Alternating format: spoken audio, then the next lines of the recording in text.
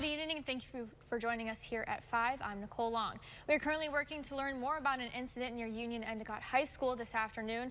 According to the Endicott Chief of Police, an incident occurred just outside the high school. The chief says there were non-life-threatening injuries and there is no threat to the public. The chief could not say how many people were injured or their ages. He stresses again that the public is not in danger and all after-school activities are continuing as scheduled.